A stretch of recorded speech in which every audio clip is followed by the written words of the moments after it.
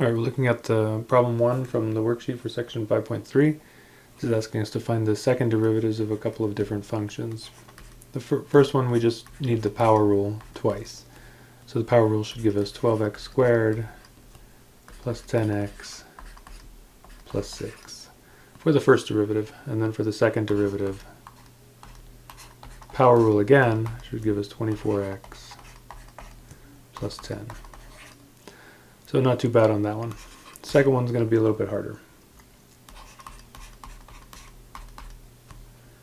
So for this problem, this function, we're going to have to use the quotient rule to find the first derivative, and then we'll have to use the quotient rule again to find the second derivative.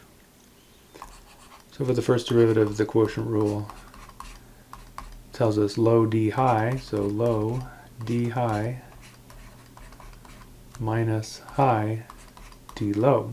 The derivative of that bottom function is just 1, so this is what we get.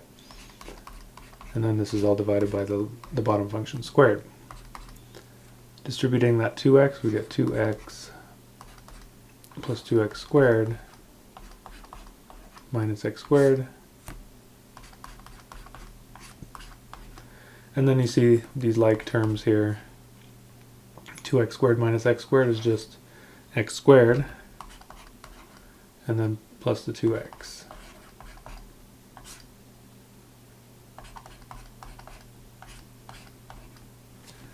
Alright, so there's the first derivative, and then to find the second derivative we need to use that quotient rule again. And so in this case we'll get low d high, this is low d high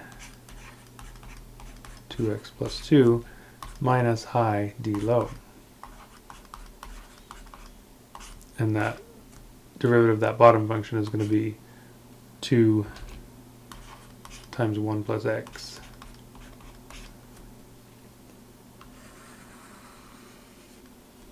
Really there'd be a multiplied by 1 there by the chain rule, but we don't need to put that. And then we're going to square that bottom function again, so we'll get a fourth power there.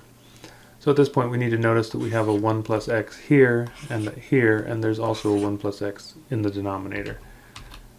So that's telling us that it would be probably helpful to go ahead and factor out a 1 plus x from the entire numerator. So if we factor that out, what are we going to be left with? If I take one of those two away, I'm still left with one of them, so I have a 1 plus x still there. And then still the 2x plus 2 is there as well. And then if I take that 1 plus x away, it's totally gone, and so what I'm left with is the 2 and the x squared plus 2x. All of this being divided by 1 plus x to the fourth still. And then you can see the reason why we might have wanted to factor that out, because that will cancel there. Foiling out this thing is going to give us 2x squared plus 2x and then plus another 2x, so plus 4x, and then plus 2. And then distributing that 2 on the other one, we're going to get minus 2x squared minus 4x.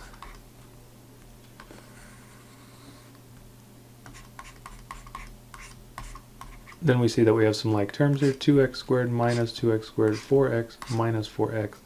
That only leaves us with a 2 in the numerator over this 1 plus x to the third power. So there is our second derivative.